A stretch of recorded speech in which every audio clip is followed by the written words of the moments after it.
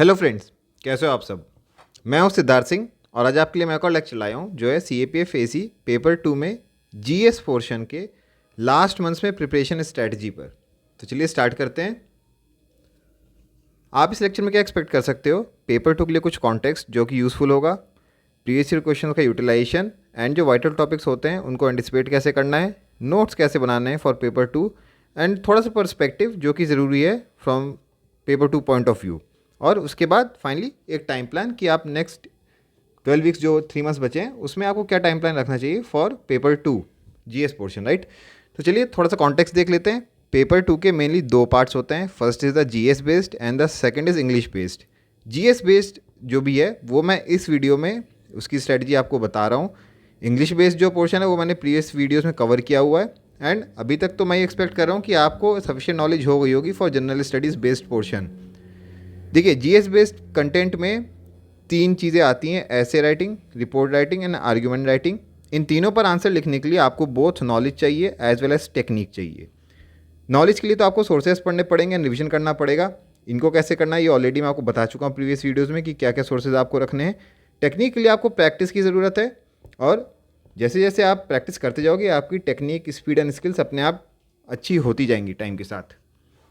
तो फ्रेंड्स, इससे पहले कि आप ये वीडियो देखो, मैंने ऑलरेडी वीडियोस ऐसे पर एंड रिपोर्ट राइटिंग पर बनाया हुआ है, both on technique and a sample, जिससे कि आप प्रैक्टिस कर सकते हो। सिमिलरली फॉर रिपोर्ट टेक्निक का वीडियो है एंड सैम्पल पर एक वीडियो है जिसको आप प्रैक्टिस कर सकते हो, राइट। इनके लिंक्स मैं आपको डिस्क्रिप्शन में दे दूंगा और एक वीडियो में आर्ग्यूमेंट राइटिंग पर भी ले आऊँगा सो दैट आपकी हेल्प हो जाए। आगे देखते हैं कि हमें प्रीवियस ईयर क्वेश्चंस को कैसे यूटिलाइज करना है। देखिए जो भी 5 to 7 years previous year questions हैं आप उनको देख लीजिए और बस उनके क्वेश्चंस पढ़ते रहिए, ठीक है। रिपोर्ट पर कौन से क्वेश्चंस आए, ऐसे पर कौन से क्वेश्चंस आए, आपको ये रियलाइज़ होगा कि जो क्वेश्चंस आते हैं they are not very difficult to guess. अगर आपका सफिशिएंट कंटेंट तैयार है, आप अपडेटेड हो, पढ़ रहे हो रेगुलरली, तो आप कंटेंट कुछ हद तक गेस कर सकते हो कि किस पर पूछा जाएगा, राइट। जनरली ये क्या इंक्लूड करते हैं, ओल्ड या static topic, for example freedom struggle, news में जो टॉपिक्स रहते हैं, legal and constitutional issues, current affairs के क्वेश्चन एंड इंटरनेशनल इश्यूज़। सो इसी गाइडलाइंस के साथ आप प्रीवियस ईयर क्वेश्चन पढ़िए और अपने दिमाग में बैठाते रहिए कि क्या चीज़ें ज़रूरी हैं। ऑल्सो जब आप रिवाइज करते हो, पिक दीज टॉपिक्स अप, जो भी ये टॉपिक आपने देखे हैं इनको उठाइए एंड उनको रिवाइज कीजिए अच्छे से। Read them carefully from the perspective of paper 2। Paper 2 के हिसाब से उनको पढ़िए एंड उनके नोट्स बना लीजिए so that you can use them in answer writing. देखिए the more you practice the more you can anticipate the topics. जितना आप प्रैक्टिस करते रहोगे, जितना आप रीडिंग रखोगे, उतना एक्यूरेटली आप टॉपिक्स को एंटिसिपेट कर सकते हो कि एग्जाम पॉइंट ऑफ व्यू से क्या ज़रूरी है। हम देख लेते हैं कि अब पेपर 2 की नोट्स कैसे बनाने हैं।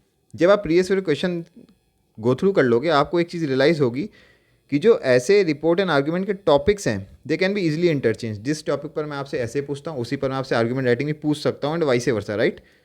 सो जो पॉइंट्स हैं वो तो नियरली सेम रहते हैं तीनों में। डिफरेंस कहाँ पे आता है, टेक्निक पर एंड अप्रोच पर। They will differ according to the format. So आपको कंटेंट तो तीनों में जो पॉइंट्स हैं वो ऑलमोस्ट सेम रहेंगे, अपनी अप्रोच अलग अलग करनी है। What the lesson is for you.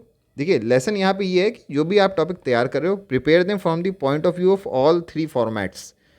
जब आप नोट्स बनाते हो तो आपको दिमाग में ये रखना है कि देखिए आपको एक टॉपिक पे तो एक ही फॉर्मेट पूछा जाएगा, तो आपको तीनों के लिए तैयार रहना है। So make your notes according to the following lines. देखिए जो भी टॉपिक आप पढ़ रहे हो उसको कॉम्प्रिहेंसिवली कवर कीजिए अपने नोट्स में। Make them point wise and short, keep the note short.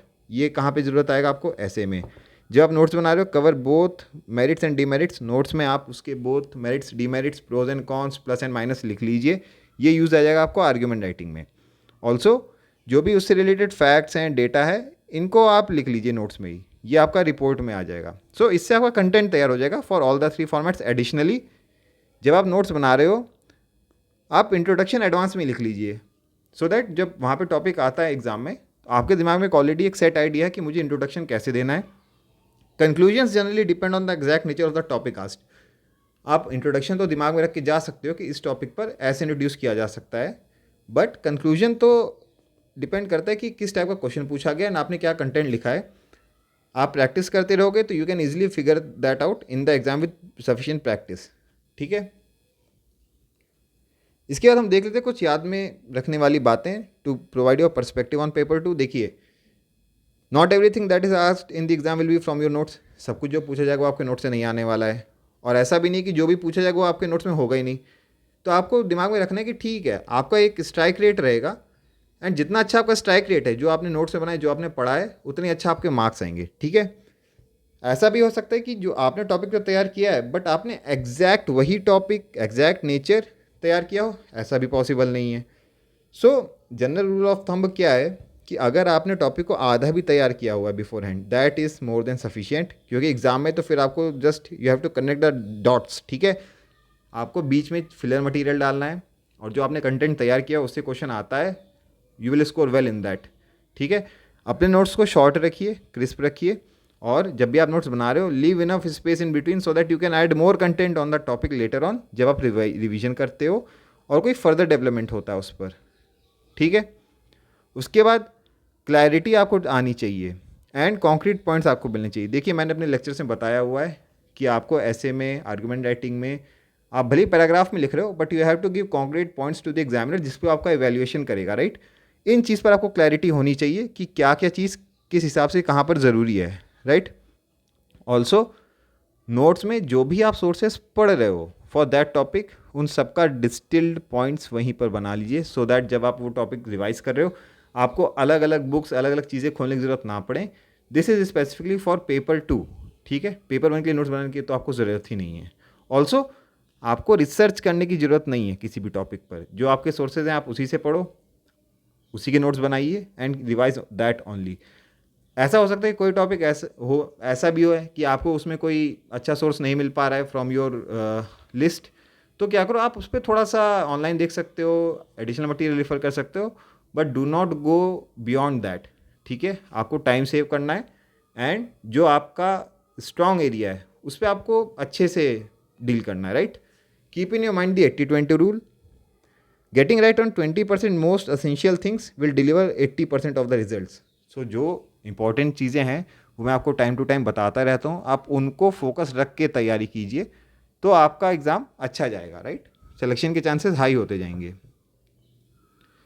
उसके बाद हम एक टाइम प्लान देख लेते हैं जो मैंने तैयार किया है फॉर पेपर 2। आज से लेकर एग्ज़ाम तक अराउंड 90 डेज़ हैं। मैंने इसको डिवाइड किया है in 15 days stretch each, almost 2 weeks. ठीक है, so for the first 6 weeks रफली 45 डेज आप डेली ऐसे राइटिंग करो। Keep writing essays throughout the next 6 weeks. Start with 1 essay per day and increase by 1 essay per day per week. आप आज से start कर रहे हो तो आप एक ऐसे डेली लिखो, और एक एक वीक के बाद आप एक एक ऐसे पर डे बढ़ाते जाओ। ठीक है, ऐसे राइटिंग आप 45 डेज तक रेगुलर प्रैक्टिस कीजिए। जब आपके 15 डेज या फिर 2 वीक्स हो जाते हैं तब आप आर्ग्यूमेंट राइटिंग स्टार्ट कीजिए। ठीक है, write for the days 15 to 30।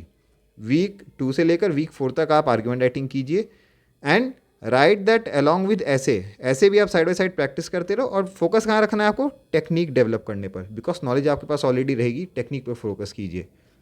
Similarly for report, आप रिपोर्ट राइटिंग उठाइए आफ्टर 4 वीक्स एंड 6 वीक्स तक उसको प्रैक्टिस कीजिए। Right for days 30 to 45 along with ऐसे आप थ्रू आउट प्रैक्टिस करते रहो, एंड यहाँ पर भी आपको टेक्निक अपनी डेवलप करनी है। राइट, तो 6 वीक्स तक आपने केवल जो अलग अलग फॉर्मेट्स हैं उनकी टेक्निक डेवलप कर ली है सेपरेटली, और जो नेक्स्ट 6 वीक्स होंगे उसमें आप फुल लेंथ पेपर 2 अटेम्प्ट कीजिए। ठीक है, attempt full length papers and practice all 3 formats together.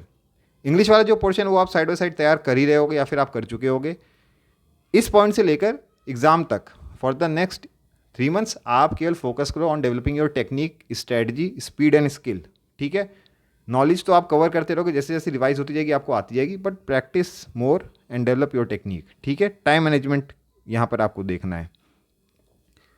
So friends, thank you for watching. यहाँ पर मैं आपको एक चीज़ बताना चाहूँगा कि देखिए, पेपर में 2 एरियाज़ हैं मेनली। वन इज़ नॉलेज, ठीक है, जो आपको सोर्सेज से मिलेगी, and the second is strategy.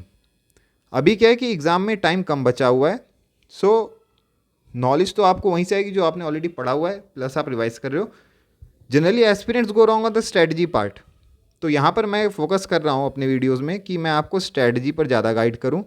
Knowledge का ऑलरेडी मैंने ऑलमोस्ट सब कुछ कवर कर लिया अपने प्रीवियस वीडियोज़ में। आपको से कुछ भी डाउट है तो आप देख लीजिएगा मेरे previous videos, but be sure on one thing कि आपको स्ट्रैटेजी सही बनानी है। ठीक है, आपको कोई भी फर्दर डाउट है आप कमेंट्स में पूछ सकते हो। यूट्यूब पर मेरा चैनल है सिद्धार्थ सिंह CAPF, आप सब्सक्राइब कर सकते हो। एंड टेलीग्राम में 2 ग्रुप्स हैं, mission CAPF 2023 and mission CAPF 2023 forum. So thanks for watching and keep working hard.